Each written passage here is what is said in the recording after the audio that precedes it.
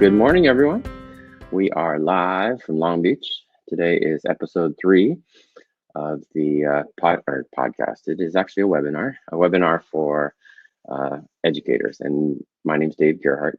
I really wanted to start this webinar series to help educators be more effective percussion instructors. I know percussion is such a huge subject, and I just wanted to, kind of give back and show you guys some tips and tricks that I do to help teach beginning percussion. So this is I think Sarah Mulder was saying earlier, this is like revisiting her percussion methods class, like she's taking it again. So good morning. So the first thing I wanted to do is I just wanted to spend a couple minutes and talk about some practice pads. And I talked about it at the first webinar, which you can go back and check out.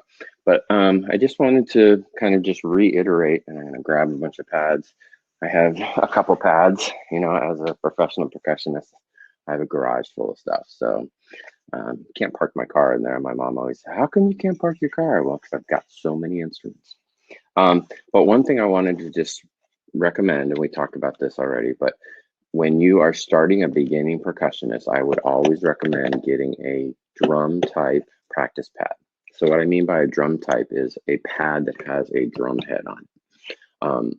This is a Remo type pad. Remo is probably the most popular maker of this type of pad. This is one that Yamaha makes. It comes in the bell kits. But the reason that I suggest that you do a drum type pad is a drum type pad is going to make them work harder than a rubber pad. And how many rubber drums do we have, right?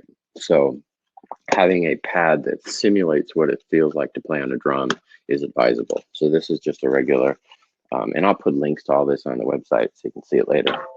But that's a drum type pad. And the one that I've been using is the one that I talked about in the first one. This is a drum type pad by Remo, and it's called the Silent Stroke pad. And what it does is it's way softer. So you could have a classroom that had 4 or 5 of these, and listen to the difference. Here's a regular drum type pad, and here's the Silent Stroke. So you can imagine if you had a bunch of these in your classroom, the students could be warming up either in a practice room or even in the back of the classroom, so that you had, while you're doing long tones, they could be doing these exercises. Some other types, and I'm really digging a lot of stuff that this company ProLogic is doing. I'm not sponsored by any of these people. I'm just talking about some pads today. This is a rubber pad. So a rubber pad is good for playing quiet. The other side of it is kind of like a mouse pad material, and it is thick. And what this does, especially for someone who's an intermediate or advanced, is it makes the rebound less. So it makes you work harder. So I'm really digging this. It's also super quiet. So I can take this to a hotel room and not bother anyone. At least I haven't heard it that I've bothered anyone. A couple other pads. This is a rubber pad, but it's from a company called Beetle Percussion. And I'll put links in all of the posts. The cool thing about this is it's like 97 or 98% recycled. The tree, the material in the middle is a pine from a pine forest from Colorado, where the beetles actually come in and kill these pine trees. So he uses reclaimed pine, and then it's a rubber pad that's actually made out of tires. And the only thing that's not recycled is the glue, but the tires come from California, and it gives you a nice sound on a rubber pad. Again, not preferable, but I really like this company and what they're doing, so I just wanted to mention that. I like practicing on this for a professional or a college student, because when you play and you get the rebound, you hear the rebound of the stick. If they're holding the stick too tight, you don't hear that rebound. Here's the typical real feel pad. This I've had for a ton, maybe since college. Again, an okay pad, not for a beginner, because there are no drums that a beginner is going to play that's rubber. And what I mean by that is you get a false sense of the bounce. When I play a bounce on this, I get about 10 to 15 bounces. When I play a bounce on a drum, I get 6 to 8 bounces. The other thing that I recommended also in the first lesson is if you've got some old drums, maybe some old bell kits that have some drums in it, maybe some old toms that are in a closet and you don't know what to do with it, get the silent stroke head and put it on there. Again, if you turn off the snares, very little sound. So you can, again, a great way to practice and not annoy you, okay? So those are just some pads. What I want to start with today is the exercises that we talked about last week. And we gave you a little bit of homework, the mirrored exercises.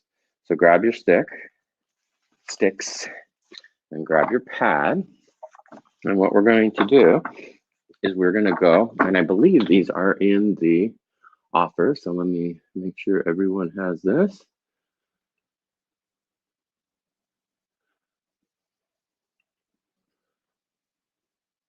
That's the stroke type. Sorry, not that one. This is my first time here. Start offer. Publish. All right. So the snare drum warm-ups, the mirrored exercises. Actually, that may not be the right one either.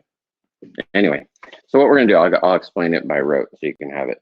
So what we're going to do is we're going to play a measure in 4/4 time of 8th notes.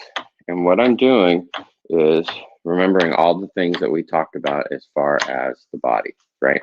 So stepping back from the pad, putting your arms down at the side. If you don't remember all this, it's all in the first and second episode, so go back and watch those.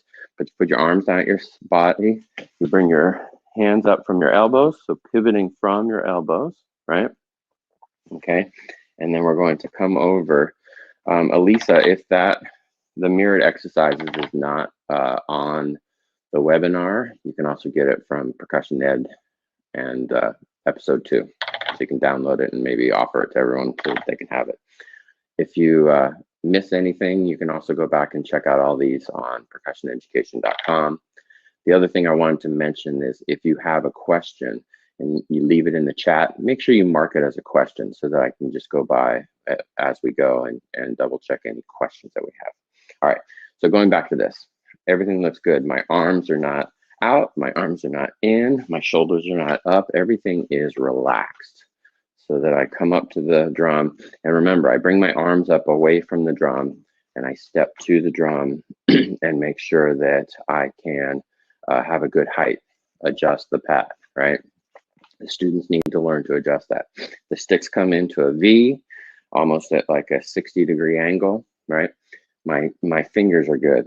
My fulcrum is created on my first finger, my first percussion finger, right? In that first knuckle, my thumb is on the stick, parallel to the stick.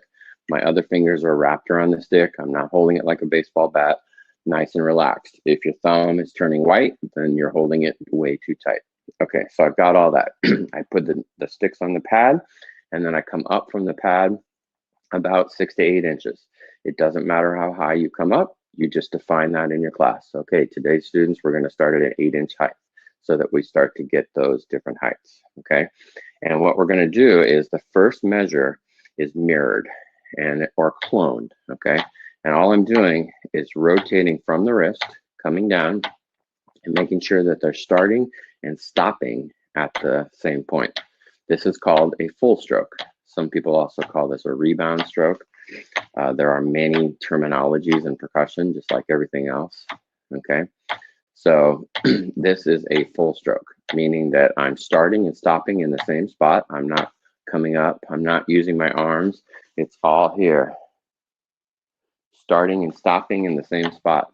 And I'm trying to get it back to the same spot in the same speed. So I'm not going, it's coming up and back in the same spot. So I do a measure of that in 4/4 time. And then I leave my left hand up and I play just my right hand, and I make sure that as I come back, my right hand comes back to the tip of my left hand. You'll notice I'm not doing this. I'm not coming back up. I'm not coming down fast. I'm just dropping the stick, bringing it, rebounding it back up to the other, and controlling the stroke. Okay? Same thing, then I do a measure of eighth notes again, and then I do the left hand. Okay, so what we're going to do is we're going to play along with that. I'm going to start. Okay, here we go. Ready, go. One, and sorry, let's not do it that slow. Ready, go, and 1 and 2 and 3 and 4 and 1 and 2 and 3 and 4. 1. Now we're going to go left hand, mirrored for measure, left hand. Okay, making sure that while you're playing this, everything looks good. You're relaxed.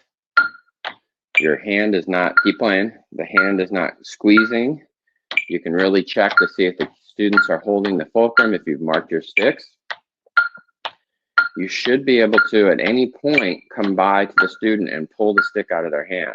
If they're holding it too tight, then you're not going to be able to do that. So it should be nice and relaxed. There's no tension here, okay? Remind the students, sorry, I can't talk and play. Remind the students about their elbows. Don't do this and don't do this.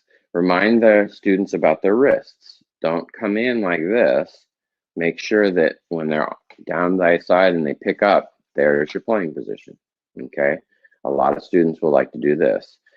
Both hands should look identical. A lot of times you'll see like one hand like this and one hand like this. Make sure that they look the same, symmetrical. All right, let's try it again. So ready, and go, and right. If you get a lot of rim shots, that means the pad or the drum is too high.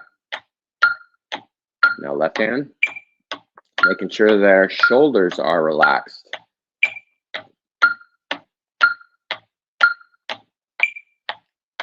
Last week we talked about doing these with jam tracks, and I started creating some, and I'm going to put them on YouTube so that you guys can have some different jam tracks, but you can also just create them in GarageBand so that your students have something to do other than to play to a metronome. Makes it more fun. Makes them want to have to practice, right? Makes them want to practice. It is hard to talk and play, even on eighth notes. 1 and 2 and 3 and 4 and 1. All right, now let's go to the next one, which is letter B, which is 4 eighth notes mirrored, and then 4 eighth notes right hand, 4 eighth notes mirrored, 4 eighth notes left hand. 2, ready, go. Now 1 and 2 and 3 and 4, and you're making sure that that stick is coming up to the other stick, not past it.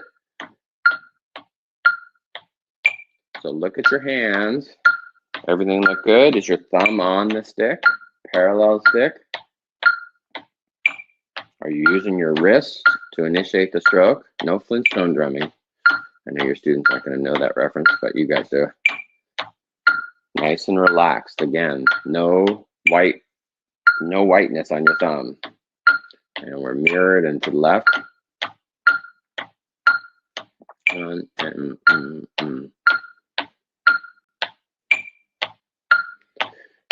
And for beginning students and intermediate students even doing this, I wouldn't teach this looking at the page. The pages are for your reference. In the beginning, I would teach everything by rote, just making sure that their arms are moving. Reading is a whole nother thing that you can dive into, but for this, we're just really making sure that their arms and everything are moving well. Their wrists are moving well. Their stick and their grip is good.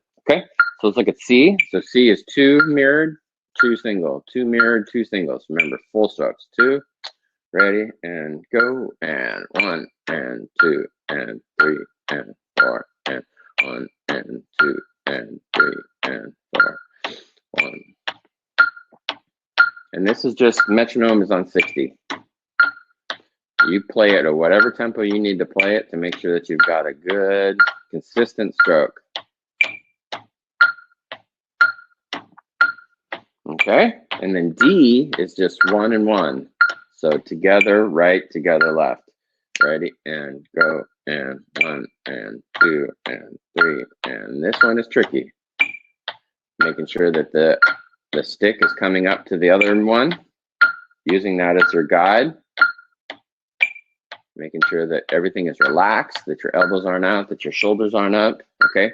Now, what we're gonna do is string it all together. So we're gonna forget the repeats in this case, and what you can do in your class is just assign this a letter, like, okay, A is gonna be 8, B is gonna be 4, so on and so forth, and just call it out. So you can do it that way, or you can measure it out like we're gonna do. So we're gonna play A, B, C, D without repeats, straight through. 1, 2, ready, and go. And 1, and 2, and 3, and 4, and right. Nice and relaxed, all wrist. 99.9% wrist.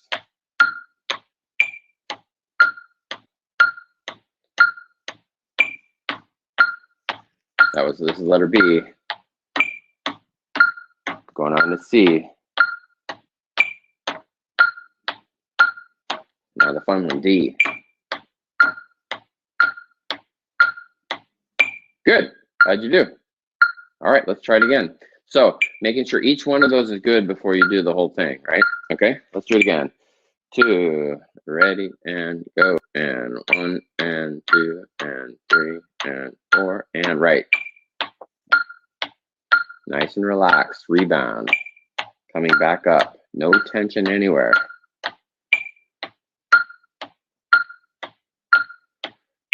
Now B, 3. Going on to C.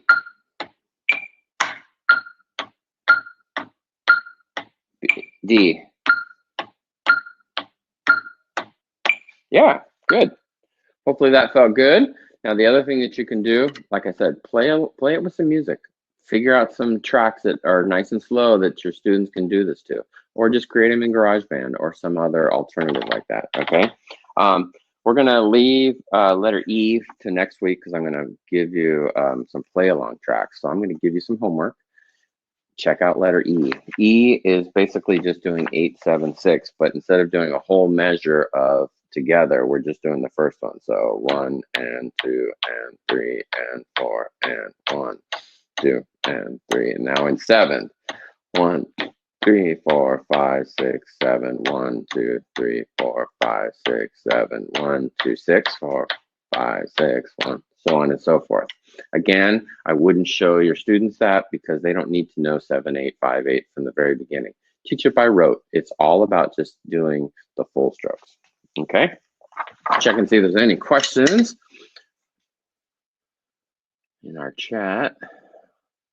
All right, I think we're good. So remember, in the chat, if you have a question, just click that thing that says chat mode, and you're going to mark it as a question, and then I'll know that you have some questions, okay? So feel free to do that. We are going to go on to, before we learn something new, the snare drum stroke type, okay? This is where we really start talking about that full stroke, downstroke, upstroke, full stroke, downstroke, upstroke, okay? So if we look at letter B, and I'm just gonna do, it's just gonna be down and up, and we'll just do it with the dominant hand. So when I talk about hands, I always talk dominant hand versus right hand, left hand.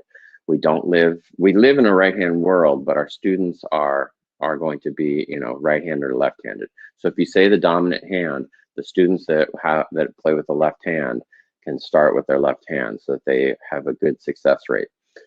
In the very beginning, it's about success rate, making sure that they are doing well and succeeding at what they're doing. Don't make them all play right if they're left-handed, because it's going to be harder for them, okay? Later on, when they start taking lessons, yes, then they have to make sure that both hands are equal.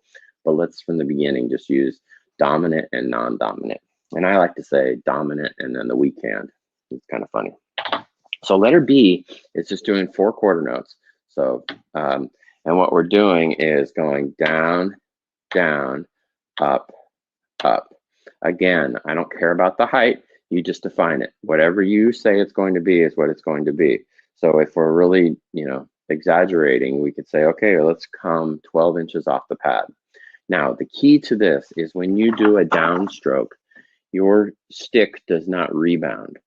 It also stays lower than the plane of your arm. So you know that it's a downstroke if you come down. A lot of people will do, and then have this little, just, you're stopping the stick from rebounding and leaving the stick about an inch from the pad. But the key is that it is staying down lower than the plane of your hand, okay? So if I do down, down, up, up, okay? So I'm starting, and I'll do it from the side so you can see. Down, down, up, up, down, down, up, up. So I'm really thinking about controlling that, okay? So let's do this exercise together. This is letter B on the snare drum stroke type handout. Okay, here we go. One, and we'll just play nice quarter notes. Ready, go. Down, down, up, up, down, down, up, up, down, down, up, up. If you want to see if you're doing this correctly, stand in front of a mirror. Record yourself. We all have phones now, so you can record yourself and see what you're doing. In a classroom setting, I like to try and do this in front of a mirror so that your students can see what they're doing and making sure that they all look the same. Up, up, down, down, up, up. So that's a good exercise. The other one that I want to talk about is letter C, which is the full, down, down, up, up. So I'm just going, change this to 6, 2, 3, 4, 5, 6. So full, down, down, up, up. Full, down, down, up, up. Join me. Full, down, down, up, up. Full, down, down, up, up. Again, playing this along with some music would be a lot more fun than playing it with a metronome. So just make it enjoyable so that your students want to do this. Standing in front of that mirror, making sure that all the strokes are even. That I'm using my wrist, I'm using my wrist to get these strokes. I'm not using my arm at all. And this is just quarter note equals 60 on the metronome. All right, you get the idea. So on the rest of that page, there are some other exercises that you can do. Letter D, full, and then full, down, up, whatever. So you can create these. Also have your students create these. Make it fun for them, right? The more that they interact with it and do it, not just, okay, we're gonna do exercise number 3. Make them have some fun and create some exercises for themselves. You know, maybe every week you have a student of the week that has to write out an exercise for everyone to play. Be creative, okay? So we are now going to get into our paradiddles.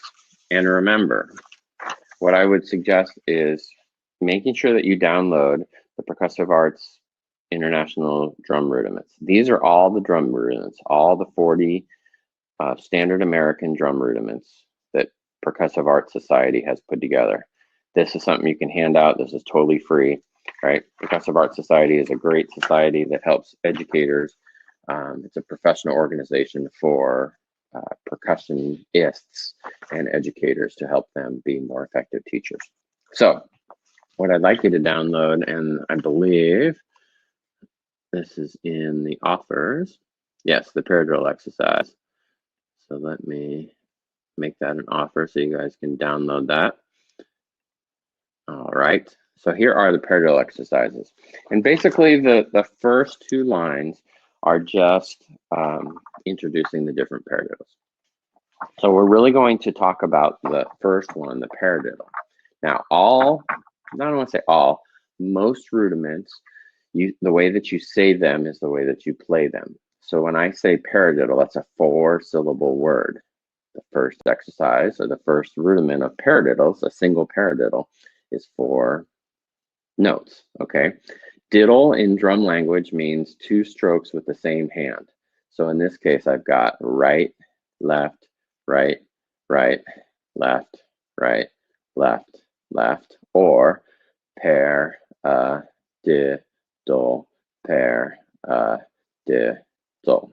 Okay, so on this handout, I've broken it down, and now this is the reason why we go over all the stroke types, to make sure that now all the rudiments that we're going to play are going to be made up of all these stroke types. So if I play the single paradiddle, I'm going to go down, up, and then 2 full strokes. These are also called tap strokes by some people, so you may hear that. I just think that a tap stroke and a full stroke are the same because it follows the same definition, starting and stopping in the same spot. A lot of people call it a tap stroke because it's close to the pad. Whatever works for you, make sure you do that, and just be consistent with it. So if I'm doing this paradiddle, I've got a down stroke, up stroke, and then 2 full strokes. Same thing on the other side, down stroke, up stroke, and then 2 taps. So remember, when I do this going down, I stay down lower than the plane of my arm. Okay, so I got down, up. And the key to a good paradiddle is that, those first 2 strokes, making sure that you have a down and an up stroke. Because what will happen is this, you've got down, and then people will play the left hand but not come up. And what that's doing is it's prepping you for the next note that your left hand's going to play, right? If I'm playing right, left, right, right, and then I'm already set to play the next side of the paradiddle. Down, up, down, up, down, up, down, up. And the key is always that the up is the note before the diddle. So as we go to double and triple, that will make more sense. But you always got to be thinking that up, down, up, down, up, down, up, down, up, down, up, down, up, down, up, down, up. Now, another key that you can do, it's not so interesting on a paradiddle, but you can take your hands and you can put one hand on your leg. So I'm going to take my dominant hand and I'm going to play this exercise. So the exercise should now look like down, up, full, full, up. So I'm playing down, tap, tap, up with my right hand. So let's watch that. I'm going to play my left hand. I'm just taking my left hand from the pad, playing it still on my leg so that I can play the paradiddle, but I'm looking and seeing what my right hand is doing. So it's paradiddle, paradiddle. So down, left, tap, tap, up. So both of my hands are doing basically this. Down, tap, tap, up. Down, tap, tap, up. Down, tap, tap, up. The only difference is they're separated, right? Down, tap, tap, up. Down, tap, tap, up. Down, tap, tap, up. Down, tap, tap, up. So another way to teach this is to break it apart so the students know what their hands are doing. And this will be more relevant when we do harder rudiments, like some of the flam rudiments and some of the drag rudiments and so on and so forth. But you can definitely see this. So it's down, tap, tap, up, down, tap, tap, up, down, tap, tap, up, down, tap, tap, up, down, tap, sorry. So this is the opposite, right? So I'm gonna go up, down, tap, tap. Fair. Sorry.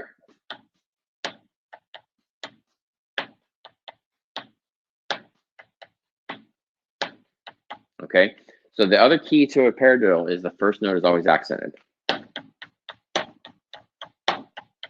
That's what makes a paradiddle. Now, like we talked about last week, in the beginning, I don't want to kill it. I don't want to go super fast. All I'm doing is using the height of the stick to create the accent.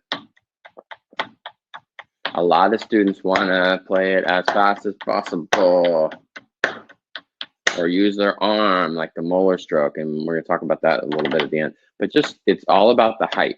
The height is going to determine the volume, or in this case, the accent, right? Same thing.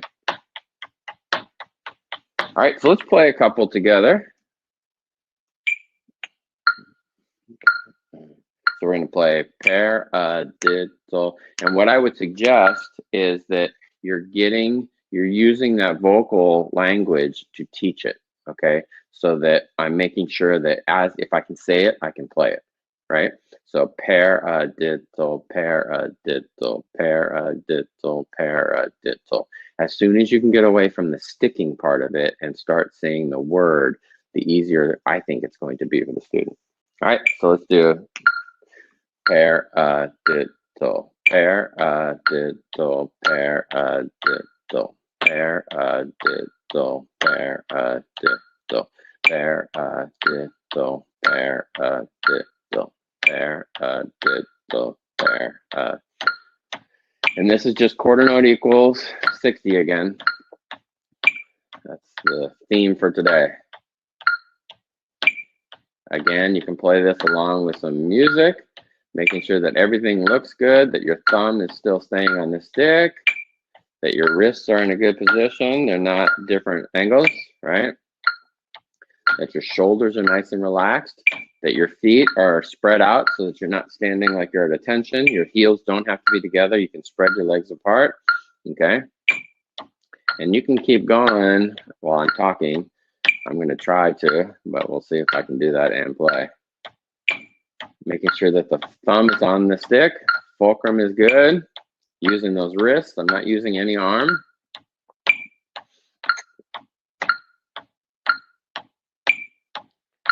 Good. Hope that helps. I hope you're following along and playing along with me. Let's do some double paradiddles, okay? So let's change it to 3/4 for a second. Now, when I'm doing this double paradiddle, that first stroke is no longer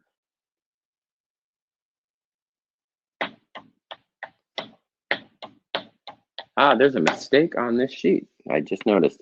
That first stroke is actually a full stroke. So I'm going to edit this and put it on the website and make sure you guys get this. So the first stroke is actually a full stroke because you're preparing for the next, then a downstroke.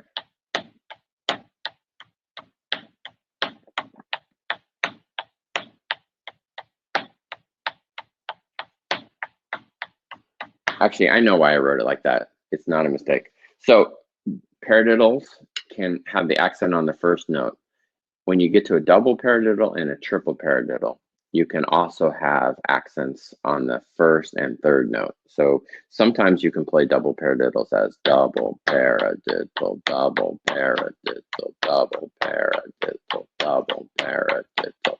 You'll notice that I'm saying 6 syllables now, right? Double paradiddle. But in this case, I just want you to work on just the first one. So that is correct. Down, full, full, down, full, full, up, full, down, full, full, up, full, full. And remember, the two main ones are the down and the up. And the cool thing about this is it's like a dotted quarter note feel. So down, up, down.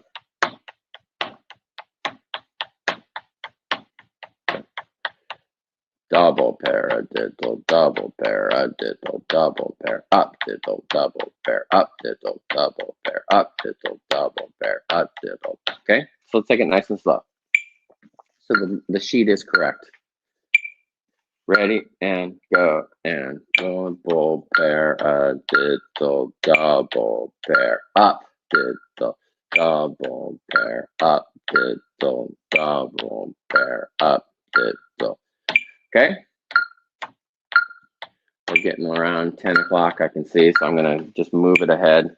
Triple paradiddle. So triple paradiddle has 6 syllables. In this case, we say 8 syllables. So we say it's a triple paradiddle. So same thing. It's a triple pair up diddle. It's a triple pair a diddle. And when you say a diddle, you could also replace that with up. So I'm making sure you're getting that up.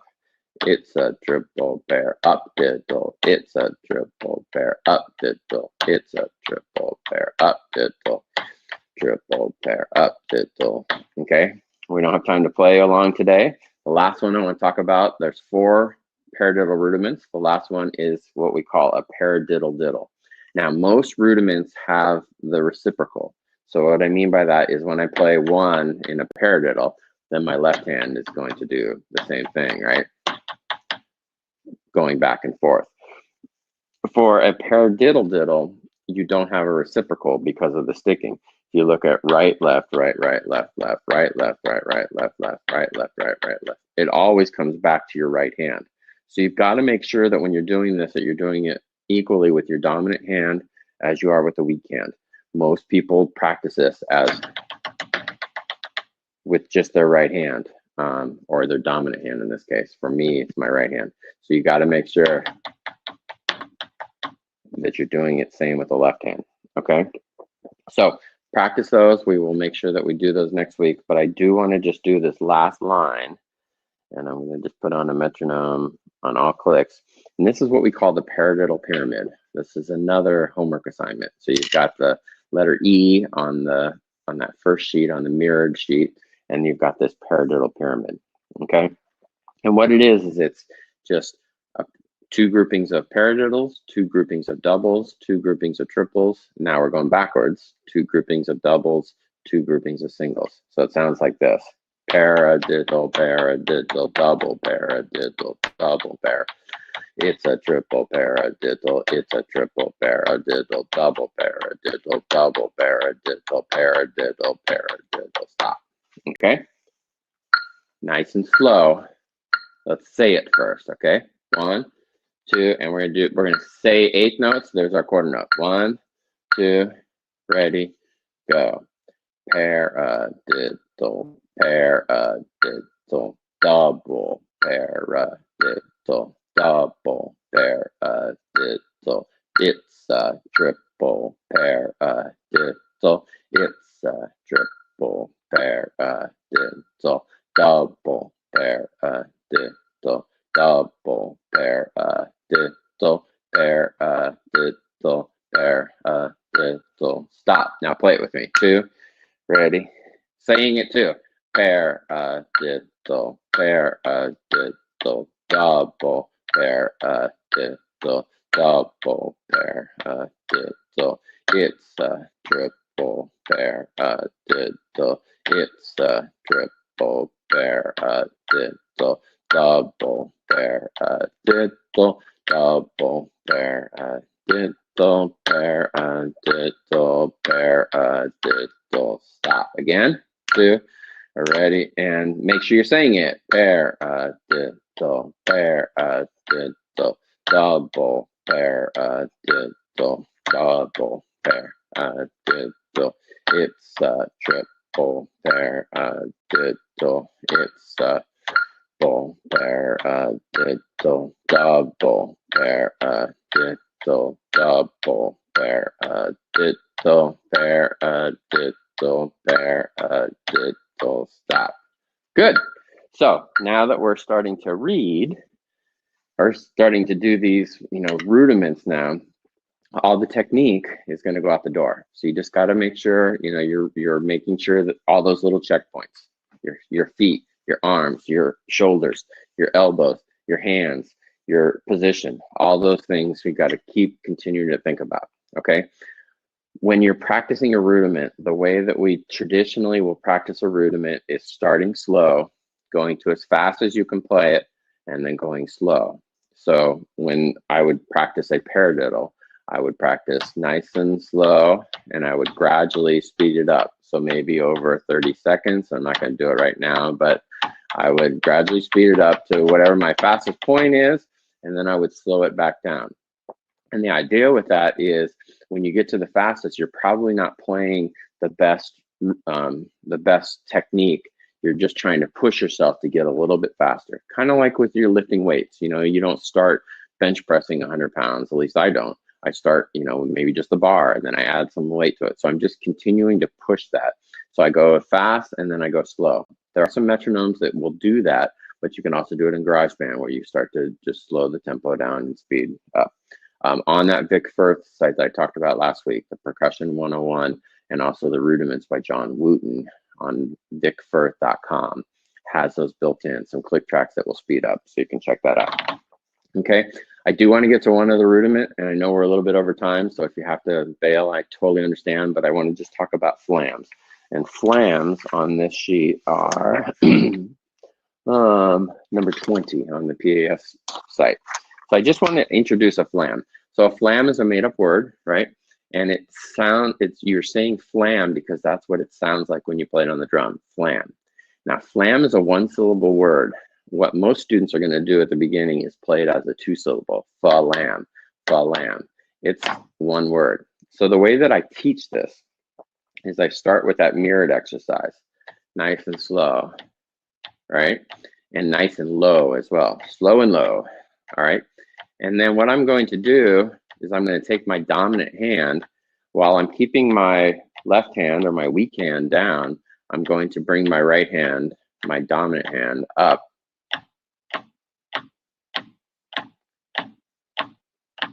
And I create that flam. Do it again. So I'm starting low with both of them and slow. And I'm just picking up my dominant hand. And you'll start to notice, just because of physics, I think it's physics, I'm not a scientist or I'm a musician, because I've got a low sound and a high sound, there's going to be that da-da, da-da. Okay? It's not a 30-second note. It's not. You'll also notice that my low hand, my weak hand, stays really close to the pad so that the main note, the dominant hand in this case, the quarter note, is making that sound flam, flam, not fa-lam, flam. Okay, let's do it with the weak hand. So I'm going to keep in my case, my right hand low, and my left hand is going to raise up.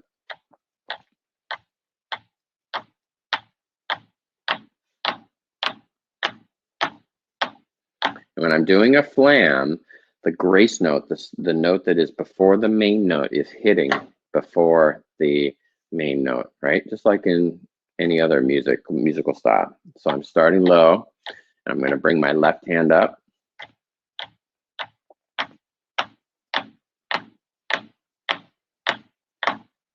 Now, a couple keys with this.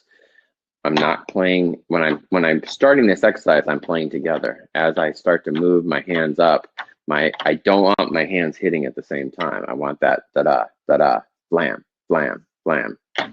Okay, flam, flam, flam. Okay, so once the students have that, and once you have this, then start playing it just as quarter notes. And you'll notice these are just two full strokes, right? A big full stroke in my right hand and a small or a tap in my left hand when I'm doing single flams on the same hand. When I'm alternating, it's going to be a different grouping. It's going to be down and up. So downstroke, upstroke, downstroke, upstroke. So the way that I teach this is the first thing I make sure that I can play nice flams with my right hand, and then I do nice flams with my left hand, and the left hand is going to suck, and that's okay. You just got to practice it. Okay, and once you get that, then alternate and try and make them sound the same. Again, I'm coming up to the same spot. I'm doing a downstroke in my right hand and an upstroke in my left hand. So we'll talk way more about this. We'll talk about this as we go on, but the main thing is I just wanted to introduce flams. Starting together, opening them up, starting together, opening them up, and then playing them together with the one hand and a left hand. And then if you're adventurous this week, start trying to alternate them and trying to make them all sound the same. That is all I'm going to play today. I'm just going to look at the chat and see if there's any questions. I appreciate you guys hanging a little bit longer. I went a little bit longer. We did some more playing today, but it looks like we have some questions in the chat. Marcia, so in beginning band, homogeneous setting, the percussion students could be playing these rudiments as the others are playing their scales. Yes, definitely.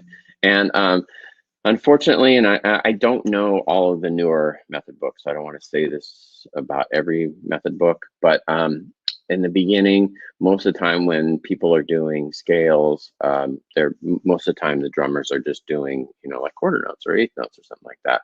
So what I would suggest is, you could say, okay, we're going to do the B flat major scale, and I want the drummers to play exercise whatever, and that exercise would be made up of different paradiddle groupings. Okay, so let's see.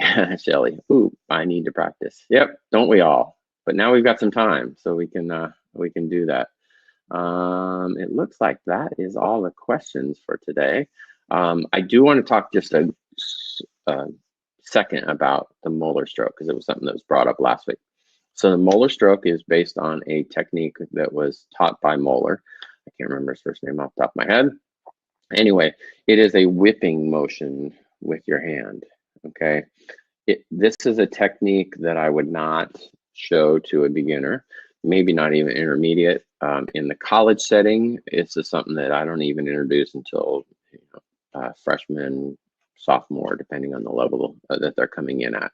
So there are some great videos, and if you look at the percussioneducation.com, you can see those videos that I've linked to from episode 2, and I'll put them in here as well.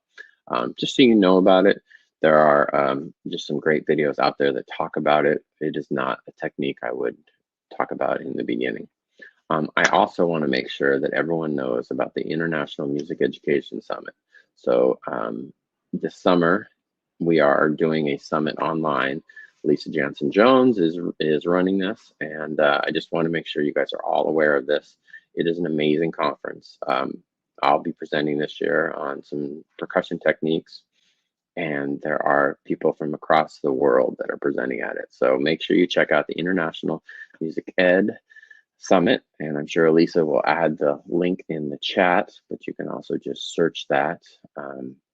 You can sign up, and it's a 3-day series of webinars. You have access to it for a year. So it's the OG online conference. Yes, it is. I believe this is either the 3rd or 4th year, but it's a great conference.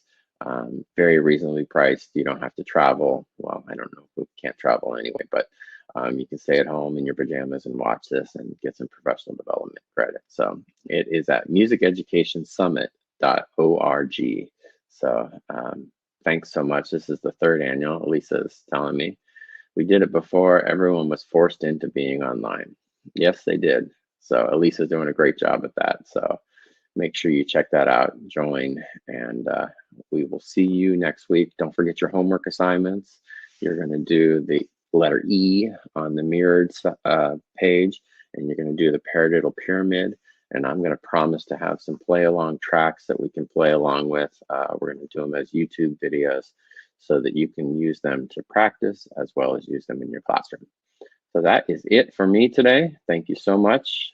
Make sure, if you could do me a huge favor, invite some people. Invite some of your friends to come join. If they can be here live, then we can answer questions. Otherwise, make sure that they follow percussioneducation.com, where we'll post all this stuff, and we are all set. All right, so that is it for me today. Thank you, Doug.